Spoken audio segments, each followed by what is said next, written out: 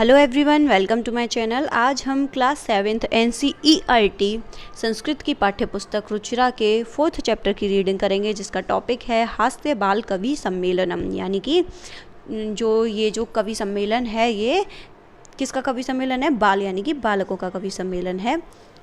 तो पढ़ना शुरू करते हैं। विविध वेशभूषा धारिणः यानी कि अलग अलग वेशभूषा धारण किए हुए चत्वारः चार बालकवयः बाल कवि मंचस्य ऊपरी यानी कि मंच के ऊपर उपविष्टाः सन्ति मतलब बैठे हुए हैं।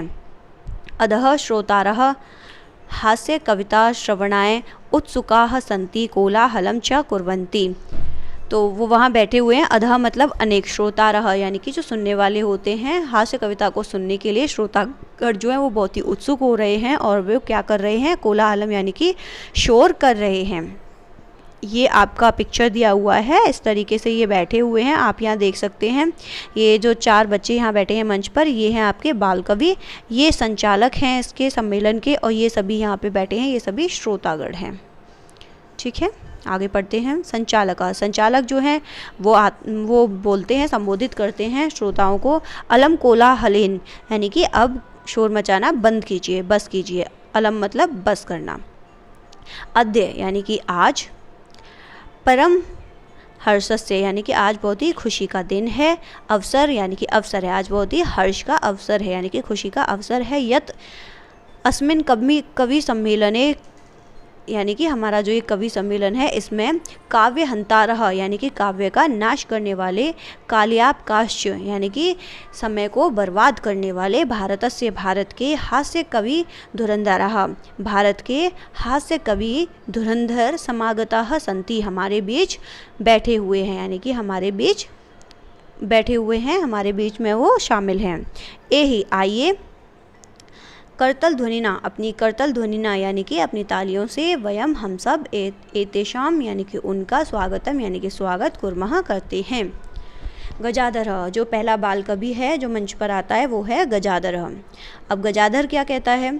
सर्वेभ्यो अरसिकेभ्यो नमो नमः। वो कहता है सर्वे यानी कि सभी, सर्वेभ्यो अरसिकेभ्यो मतलब नीरस जनों को, सर्वे यानी कि सभी नीरस जनों को, नमो नमः मेरा नमस्कार। प्रथम तावद अहम आधुनिकम वैद्यम। वो कहता है ये सबसे पहले, वो कहता है सबसे पहले आधुनिक, ये है आपका आधुनिकम यानी कि आधुनिक, वैद्यम मतलब चिकित्सक। वो कहता है कि उसकी जो कविता है, मेरी जो कविता है वो आधुनिक यानी कि आधुनिक चिकित्सा पर आधारित है। यहाँ देखिए, उद्देश्य स्वकीयम काव्यम श्राव्यामी यानी कि उसकी जो कविता है उसका उद्देश्य क्या है, वो उद्देश्य बता रहा है अपनी कविता का, कि उसकी कविता का जो उद्देश्य है वो आधुनिक चिकित्सा के ऊपर आधारित है। तो अब वो आगे बोलता है कि मैं अपने काव्य को सुनाना शुरू करता हूँ। वैद्यराज यानी कि वैद्यराज, नमस्तुभ्यम वैद्यराज को नमस्ते करते हुए, यमराज सहोदर यानी कि यमराज के सहोदर यानी कि भाई, यमस्तु हरति प्राणान वैद्यः। वो कहता है कि वैद्य तो, यमस्तु यानी कि यम हरति प्राणान, यम तो यमराज तो प्राणों को हरता है, वैद्य लेकिन जो वैद्य है प्राणान धनानि च, वो प्राणों के साथ साथ धन को भी हर लेता है वैद्यराज। इसलिए वो क्या किया है, कवि ने वैद्यराज को यमराज का भाई बताया है, वैद्यराज को यमराज का भाई बताया है। फिर से एक बार देख लेते हैं। वैद्यराज यानी कि वैद्यराज के ऊपर उनकी ये कविता है, जो काव्य है उनका। नमस्तुभ्यम वैद्यराज को नमस्ते करते हुए, यमराज सहोदर यानी कि यमराज के भाई, यमस्तु हरति प्राणानि यमराज तो केवल प्राणों को हरते हैं, वैद्य प्राणान धनानि च लेकिन जो वैद्य हैं वो प्राणों के साथ साथ धन को भी हर लेते हैं। सर्वे उच्चैः हसन्ति सभी लोग जोर जोर से हंसते हैं। उच्चैः यानी कि बहुत ऊंची आवाज़ में हंसते हैं। कालांतकः इसके बाद कौन आता है? जो दूसरा बाल कवि है वो आता है, उसका नाम है कालांतकः। अरे वैद्यास्तु सर्वत्र परंतु न ते मादृशाः कुशलाः जनसंख्या निवारणे।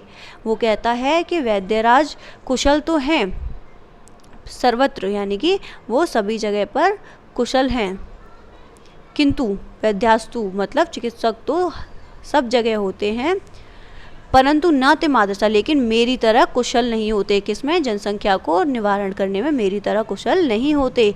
ममापि काव्यम इदम शृण्वन्तु भवन्तः, मेरा भी आइए मेरा भी काव्य सुनिए। चितां प्रज्वलितां दृष्ट्वा वैद्यो विस्मय मागताः, यानी कि चिता को जलते हुए देखकर जो वैद्य है वो अचंभित होता है। विस्मय मागताः मतलब अचंभित होता हुआ कहता है, ना हम गतो न मे भ्राता, ना ही तो मैं गया और ना ही मेरा भ्राता। कस्येदम हस्त लाघवम, तो फिर ये किसके हाथ की कारस्तानी है। वो कहता है कि ना ही तो मैं गया, चिता को जलती हुई जब वैद्य देखता है तो वो अचंभित होकर कहता है कि ना हम, ना ही गतो, ना ही मैं गया, न मैं भ्राता और ना ही मेरा भाई। कस्येदम, तो फिर ये कैसे हुआ? हस्त लाघवम, ये किसके हाथ का हुनर है, यानी कि ये किसकी कारस्तानी है। सर्वे पुनः हसंती, तो फिर सभी लोग फिर से हंसने लगते हैं। तुंदिलः, अब तुंदिल आता है, तीसरा बाल कवि जो है वो तुंदिल आता है। तुंदस्य ऊपरी हस्तम आवर्तयन, तुंदिल जो है वो जब आता है तो ये उसके बारे में बताया गया है कि उसके आने का जो तरीका था वो कैसा था। तुंदस्य यानी कि अपने तौंद, यानी कि जो उसकी पेट था, निकले हुए पेट को तौंद बोलते हैं ना हम लोग, उसके ऊपर हाथ फेरता हुआ, हस्तम यानी कि हाथ फेरता हुआ आता है। तुंदिलो हम भोह, यानी कि हे श्रोताओ, भोह मतलब होता है हे श्रोताओ, तुंदिल का मैं तुंदिल हूँ। ममापि इदम काव्यम श्रूयताम, मेरा भी काव्य सुनिए। जीवने धार्यताम च, यानी कि उसका जो ये वो है काव्य है उसको भी अपने जीवन में धारण कर लीजिए। धार्यताम मतलब धारण कर लीजिए या गांठ बांध लीजिए। परान्नम प्राप्य दुर्बुद्धेह, वो कहता है कि पराया अन्न प्राप्त होने पर हे दुर्बुद्धियों, माँ शरीरे दयाम कुरु, अपने शरीर पर दया नहीं करनी चाहिए। माँ शरीरे दयाम कुरु, यानी कि पराया धन प्राप्त होने पर जो दुर्बुद्धि अपने शरीर पर दया करता है, यानी कि वो जो तुंदस्य है वो एक तरीके से खब्बू टाइप का बच्चा है, तो उसकी जो काव्य है वो उसी तरह से वो सुना रहा है। खब्बू लोगों के ऊपर उसने कविता को बताया है कि परान्नम प्राप्य दुर्बुद्धि, यानी कि जब आप पराये अन्न को प्राप्त करते हो तो हे दुर्बुद्धियों, माँ शरीरे दयाम कुरु, तो अपने शरीर पर दया मत करो। परान्नम यानी कि पराया अन्न, दुर्लभम लोके, इस लोक में बहुत मिलना दुर्लभ है। शरीराणि पुनः पुनः, शरीर तो बार बार मिलता है। सर्वे पुनः पुनः अट्टहासम कुर्वन्ति, सभी लोग फिर से अट्टहास ऐसे करते हैं ना, ह ह ह जोर से हंसते हैं। चार्वाक, उसके बाद चौथा कवि आता है चार्वाक। वो कहता है आम आम, यानी कि हाँ हाँ। शरीरस्य पोषणम सर्वथा उचितमेव, शरीर का जो पोषण है वो सर्वथा ही उचित है, यानी कि पोषण यानी कि जो उसका पोषण किया जाता है वो बहुत ही अच्छी तरीके से करना चाहिए। यदि धनम नास्ति, अगर हमारे पास धन नहीं हो, तदा ऋणम कृत्वापि, तो हमें ऋण करके यानी कि कर्जा लेके पौष्टिकः पदार्थः कृत्वापि, यानी कि करना चाहिए पौष्टिक पदार्थ, यानी कि पौष्टिक मतलब जो शरीर के लिए लाभदायक होता है ऐसा खाना खाना चाहिए। एव भोक्तव्यः, यानी कि वो कह रहा है कि चाहे कर्जा करो, ऋणम यानी कि कर्जा करके भी हमें पौष्टिक पदार्थ खाना चाहिए। तथा कथयति चार्वाक कवि, ये जो कथन है चार्वाक कवि के, उसके आगे वो बोलता है यावत जीवेत सुखम जीवेद ऋणम कृत्वा घृतम पिबेत। वो बोलता है यावत जीवेत, यानी कि इस जीवन के रहते हुए सुखम जीवेत, हमें सुख से जीना चाहिए। ऋणम यानी कि कर्जा करके भी कृत्वा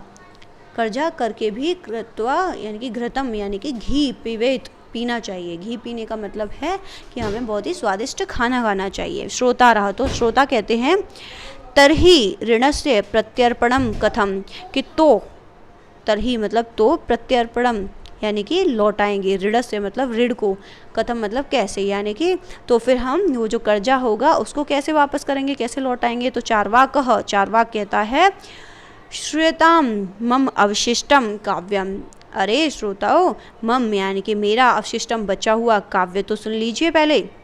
घृतम पीत्वा श्रमम कृत्वा ऋणम प्रत्यर्पयेत जनः, यानी कि घृत्वा यानी कि घी पीकर, घृतम पीत्वा घी पीकर फिर श्रम कीजिए, यानी कि परिश्रम कीजिए, और ऋण को यानी कि जो आपका कर्जा है प्रत्यर्पयेत उसको लौटाइए। काव्य पाठ श्रवणेन उत्प्रेरितः, ये जो काव्य पाठ चल रहा था इसको सुनकर, इससे एक बच्चा जो सुन रहा होता है इन चारों कवियों के काव्य को, वो प्रेरित होता है और अपनी आशु कविताम यानी कि अपनी खुद की एक उसी समय कविता बनाता है। रचयति यानी कि आशु कविताम, अपनी खुद की तत्क्षण उसी समय रचयति एक कविता रचता है। हास पूर्वकम च श्राव्यति, और उसको हंसते हुए सुनाता है। बालक, वो बालक सुनाता है। श्रूयताम यानी कि हे श्रोताओ, भूयताम भोह यानी कि मेरी भी कविता सुनो। भोह मतलब हे श्रोताओ, श्रूयताम यानी सुनो। ममापि काव्यम, मेरा भी काव्य। गजाधरम कविम चैव तुंदिलम भोज्य लोलुपम, कालांतकम तथा वैद्यम चार्वाकम च नमाम्यहम। तो वो बच्चा जो है वो अपने काव्य को सुनाता है, तो कहता है गजाधरम यानी कि गजाधर जैसे कवि, चैव और तुंदिलम तुंदिल जैसे, भोज्य लोलुपम यानी कि भोज्य लोलुपम मतलब भोजन के लोभी। गजाधर जैसे कवि और तुंदिल जैसे भोजन के लोभी। कालांतकम कालांतक, तथा चार्वाकम च मतलब और, कालांतक और चार्वाक जैसे वैद्यों को मेरा नमाम्य हम यानी कि मेरा नमस्कार, मैं उन्हें नमस्कार करता हूँ। तो ये इसको सुनकर यानी कि उसने क्या किया है बच्चे ने, ये जो 4 कवि आए थे बाल हास्य कवि, उनकी विशेषता इस काव्य में उसने बताई है कि गजाधर जैसे कवि और तुंदिल जैसे भोजन के लोभी तथा कालांतक और चार्वाक जैसे वैद्य को मैं नमस्कार करता हूँ। काव्यम श्रावयित्वा, काव्य को सुनाकर हा हा हा इति कृत्वा हसति, ऐसे करके वो बच्चा हंसता है। अन्य चापि हंसन्ति, और भी लोग हंसने लगते हैं। सर्वे गृहं गच्छन्ति, और सभी लोग अपने घर को चले जाते हैं। ये आगे इस चैप्टर के आपके शब्दार्थ दिए गए हैं, आप शब्दार्थ अच्छे से देखेंगे जिससे आपको चैप्टर अच्छे से समझ में आएगा, उसका हिंदी अनुवाद आप कर पाएंगे, आपको समझने में आसानी रहेगी। तो बड़ा ही अच्छा सा ये 4 जो बाल कवि हैं उन्होंने बड़ा ही अच्छा सा कवि सम्मेलन को बना दिया है। तो आपको अच्छे से समझ में भी आया होगा। ज़्यादा से ज़्यादा अपने फ्रेंड्स के साथ शेयर करें ताकि उनकी भी हेल्प हो पाए। So thanks for watching my video. Thumbs up करें वीडियो को। Have a nice day.